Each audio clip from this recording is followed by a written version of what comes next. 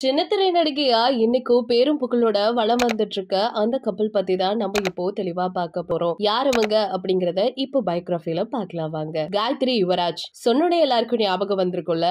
ஆமாங்க, காயத்ரி யுவராஜை பொறுத்த வரைக்கும் நிறைய நெகட்டிவ் ரோல்ல தான் நடிச்சுட்டு வந்துட்டு இருக்காங்க. அதனால இவங்க நெகட்டிவ் கேரக்டரான்னு கேட்டா கண்டிப்பா கிடையாது. ரொம்பவே சாஃப்ட் அண்ட் இன்னசென்ட் கேரக்டர். முக்கியமா சொல்லணும் அப்படின்னு கேட்டா இவங்களோட ஆக்டிங் பெர்ஃபார்மன்ஸ் ரொம்பவே பர்ஃபெக்டா அந்த கேரக்டருக்கு ஏத்த மாதிரி இருக்கும். சோ இன்னும் சொல்ல போனோம் அப்படின்னு கேட்டா அவங்களுக்கு நல்ல பேரும் புகழும் தூக்கி கொடுத்த ஒரு சீரியல்னா நம்ம சரவணன் மீனாட்சி இல்ல முத்தழகு அப்படிங்கிற கேரக்டர் தான் வேற லெவலா பெர்ஃபார்ம் பண்ணி அதுக்கப்புறம் தொடர்ந்து நிறைய சீரியல் கிடைச்சு இன்னை வரைக்கும் மூவி சீரியல் சொல்லி எல்லாத்தையுமே பேலன்ஸ் பண்ணிட்டு இருந்தாலும் ஃபேமிலிய கரெக்டா பாத்துட்டு இருக்க ஒரு பர்சன். சோ அவங்கள பத்தி தெரிஞ்சுக்கலாம் வாங்க. நவம்பர் 17, 1988 பிறந்திருக்காங்க. இவங்க சென்னை வாசி தான். இவங்களுக்கு ஒரு பிரதரும் இருக்காங்க. இவங்க ஸ்டடீஸ் எல்லாத்தையுமே ஈக்குவலா கேரி பண்ணி அவங்களுக்கு ஆக்டிங்ல இன்ட்ரெஸ்ட் இருந்தாலும் அதை விட அதிகமா இவங்க கான்சென்ட்ரேட் பண்ணது டான்ஸ் தான். சோ அப்பவே நிறைய டான்ஸ் கிளாஸ் எல்லாம் போயிருந்திருக்காங்க. நல்லாவே பெர்ஃபார்மன்ஸ் பண்ணிருக்காங்க. இன்னும் சொல்ல போனோம்னா இப்ப அவங்க ஒரு ஆக்டர் அப்படின்னு சொல்றதை விட நீங்க ஒரு நல்ல டான்சர் அப்படின்னு சொன்னீங்கன்னா ரொம்பவே பெருமைப்படுவாங்களாமா. அதுக்கப்புறம் இல்லாம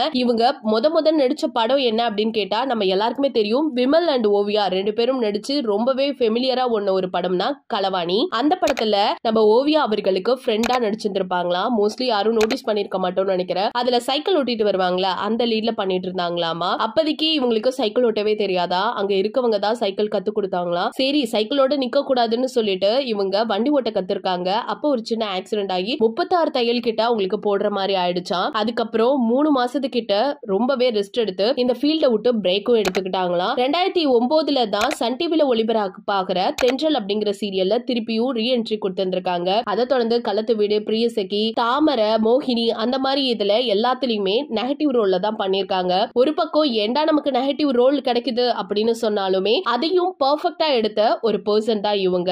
அதுக்கப்புறம் சொல்லணும் அப்படின்னு கேட்டா நம்ம எல்லாருக்குமே தெரியும் சரவணன் மீனாட்சி அப்படிங்கிற ஒரு சீரியல் கிடைச்சிச்சு. 3rd சீசன்ல விஜய் ரியோ அவர்கள் வந்து அப்பதான் டர்ன் ஓவர் ஆகி ஆக்டர் ரியோவா மாறினாரு. அவருக்கும் செம்ம பேர் புகழ் இருக்குது நமக்கு நல்லாவே தெரியும். அப்படி இருக்க நிலையில ரியோவுக்கு சிஸ்டரா பாப்புக்குட்டி அப்படிங்கிற ஒரு கேரக்டர் இருந்துச்சு. அதுல நடிக்கிறதுக்காக தான் இவங்க போனாங்களாம். ஆனா ஆடிஷன் பண்ணி முடிச்சோன்னு டைரக்டர் என்ன சொன்னாங்கன்னா இல்லம்மா நீங்க வந்து முத்தழகுங்கிற கேரக்டர் பண்ணுங்க, நல்லாவே ரீச் கொடுக்கும், நீங்க நல்ல ஸ்டேஜ்க்கு போவீங்க அப்படின்னு அவரை அன்னைக்கு தட்டி கொடுத்திருக்காரு. இடையில பார்க்கும் பொழுது பாசிட்டிவ் ரோலா தான் இருந்துச்சு. போக போக தான் நெகட்டிவ் ரோலா மாறி செம்ம வில்லித்தனத்தை காமிச்சிருப்பாங்க அந்த சீரியல்ல. அதை தொடர்ந்து மெல்ல திறந்தது கதவு, அரண்மனை கிளி இந்த மாதிரி ஒரு சீரியல்ல வில்லி கேரக்டர்ல மட்டும் பண்ணிட்டு இருந்தாங்க. இன்னும் சொல்ல போனோம்னா ரியாலிட்டியில ரொம்ப சாஃப்டான பர்சன், இன்னோசென்ட்டா ரொம்ப நாட்டியான பர்சன் தான். எங்க போய் நீங்க உட்கார வச்சாலும் கலகலன்னு பேசிட்டு சிரிச்சுட்டே இருப்பாங்களா. அவங்க சத்தம் கேட்டுட்டே இருக்குமா, ஒரு வைப் இருக்கும் அப்படின்னு சொல்லிக்கிட்டே இருக்காங்க. அதுக்கப்புறம் தான் இவங்க என்ன பண்ணிருக்காங்கன்னா நிறைய ஷோஸ்க்கு வந்து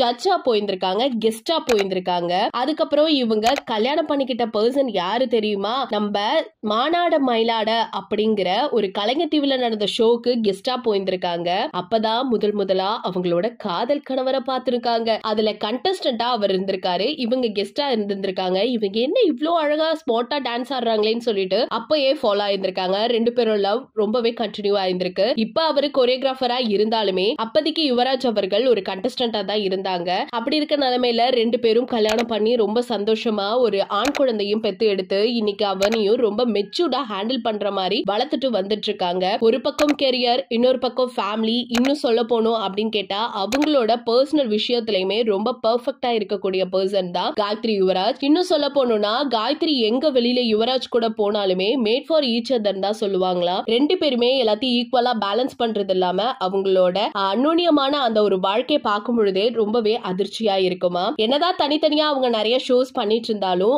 ஆஃப்டர் மேரேஜ்க்கு அப்புறம் அவங்க சேர்ந்து பண்ண ஆரம்பிச்சாங்க. ஜோடி நம்பர் 1, மிஸ் அண்ட் மிஸ்ஸஸ் அந்த நிகழ்ச்சியா இருக்கட்டும். இது மட்டும் இல்லாம அவங்க பையனோடய சேர்ந்து ஒரு ரியாலிட்டி ஷோல பெர்ஃபார்மன்ஸ் பண்ணியிருந்தாங்க. வேற எதுவும் கிடையாது, ஜீ தமிழ்ல நடந்த அந்த ஒரு சீசன் நம்பர் 2ல வந்து மாம்க்கும் சன்னுக்கும் ஒரு ப்ரோக்ராம் நடக்கும்ல, அந்த ப்ரோக்ராம்ல இவங்க ஃபர்ஸ்ட் ரன்னர் அப்பா வந்திருக்காங்க.